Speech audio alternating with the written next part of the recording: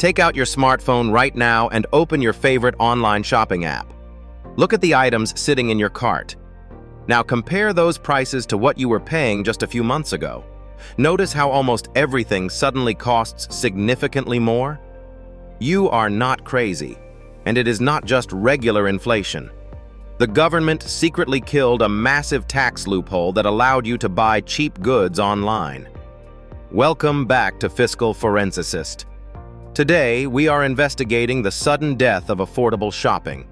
We are going to uncover how the government's new secondary tariffs and the destruction of the de minimis rule are actively draining your bank account.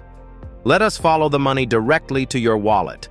For years, the de minimis exemption was the secret engine behind affordable global e-commerce. It was a trade rule that allowed packages valued under $800 to enter the United States completely duty-free.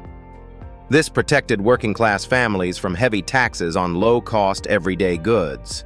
But the administration viewed your cheap shopping as a threat to their tariff revenue.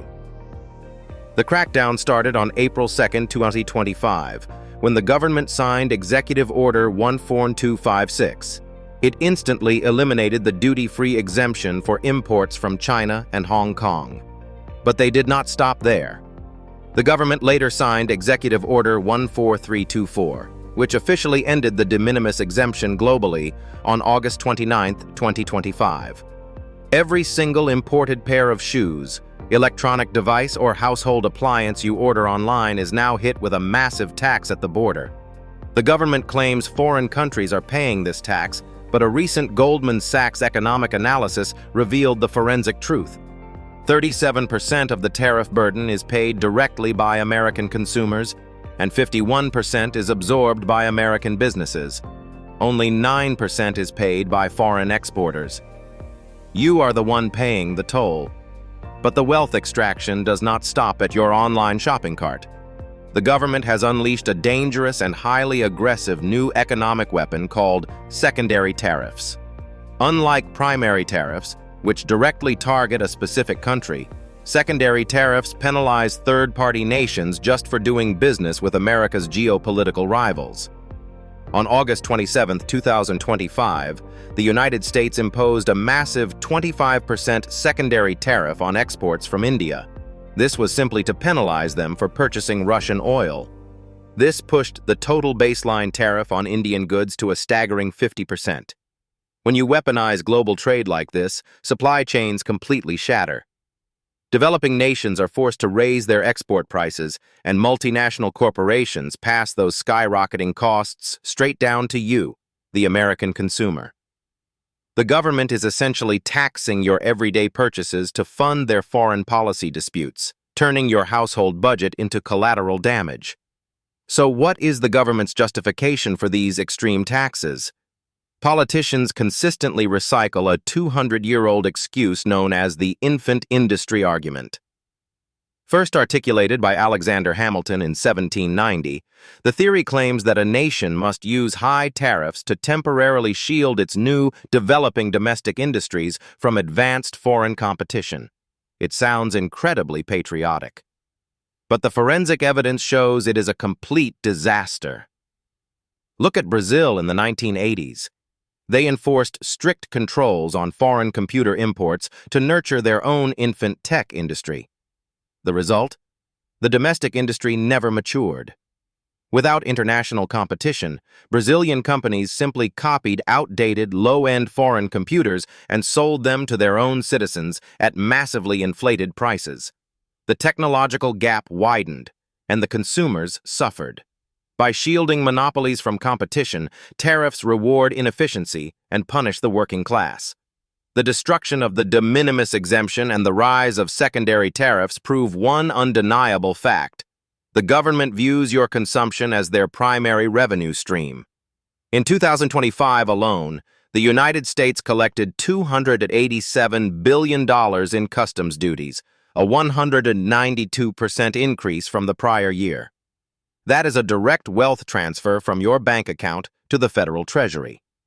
To survive this engineered squeeze, you must drastically alter your financial behavior. Stop relying on imported, disposable goods that are now heavily taxed.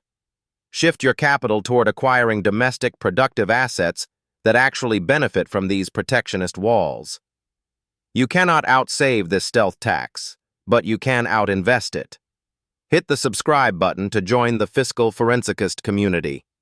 Let me know in the comments, have you deleted any shopping apps off your phone? If you have not deleted those shopping apps yet, you might be forced to very soon.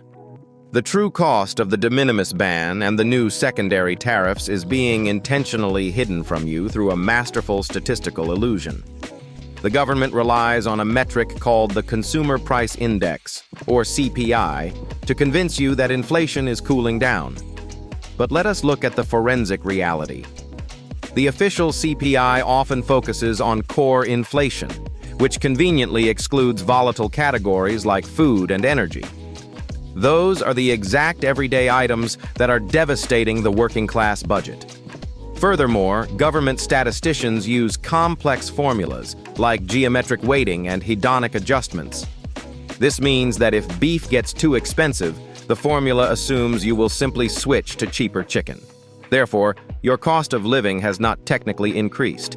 It is an economic magic trick designed to mask the fact that your purchasing power is being systemically destroyed. In early 2025, the average effective United States tariff rate rocketed to an estimated 27%, the highest level in over a century. The government collected a staggering $287 billion in customs duties in 2025 alone. That is a 192% increase from the year before, and every single cent of that was pulled out of the private economy. Who really pays? A recent Federal Reserve Bank of New York study found that up to 90% of tariff costs are borne directly by American businesses and consumers. And this brings us to the darkest part of the stealth tax, the absolute destruction of small businesses. While megacorporations have the capital to absorb massive supply chain shocks or completely restructure their manufacturing, small and medium-sized domestic businesses do not. When the administration slapped massive 50% tariffs on essential raw materials like copper, steel, and aluminum, production costs skyrocketed overnight. The result? By the end of 2025, corporate bankruptcies in the United States surged to a 15-year high. This engineered crisis is actively wiping out independent businesses, leaving you with fewer choices. It is forcing you into the arms of massive corporate monopolies who can charge whatever they want without fear of competition. History is flashing a giant red warning sign. We have seen this exact scenario play out before. In the 1920s and 30s, the government passed the Ford-Macomber and Smoot-Hawley tariffs, promising they would protect American workers and bring prosperity. Instead, it was an absolute disaster. Those tariffs triggered massive global retaliation, destroyed the export market, and actively helped plunge the world into the Great Depression. Today, the exact same historical ghost is haunting us in 2026. When you weaponize trade, the world fires back.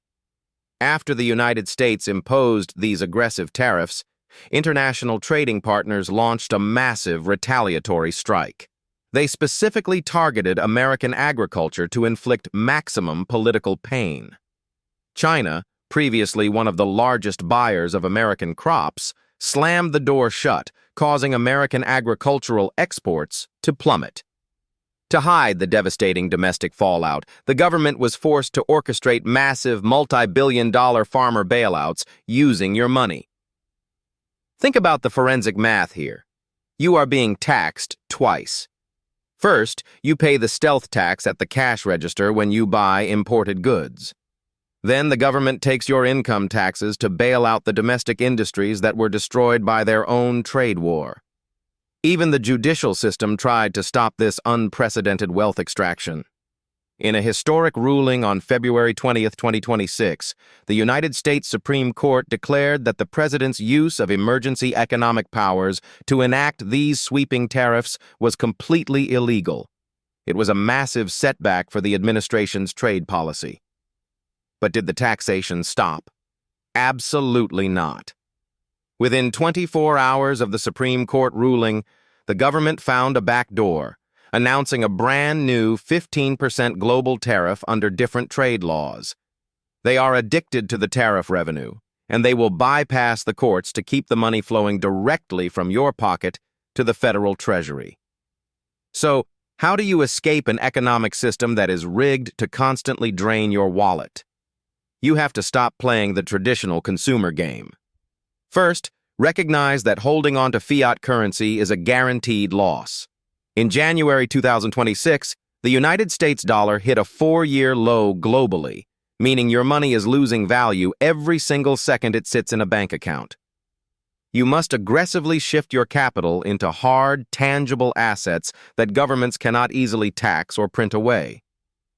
Look toward businesses with unshakable domestic pricing power, real estate, and physical commodities. You cannot save your way to wealth in an era of hyper-taxation. You must invest your way out of the trap. Hit the subscribe button to join the Fiscal Forensicist community. Let me know in the comments. What is the most shocking price increase you have seen at the grocery store this week? Stay sharp and stay financially secure.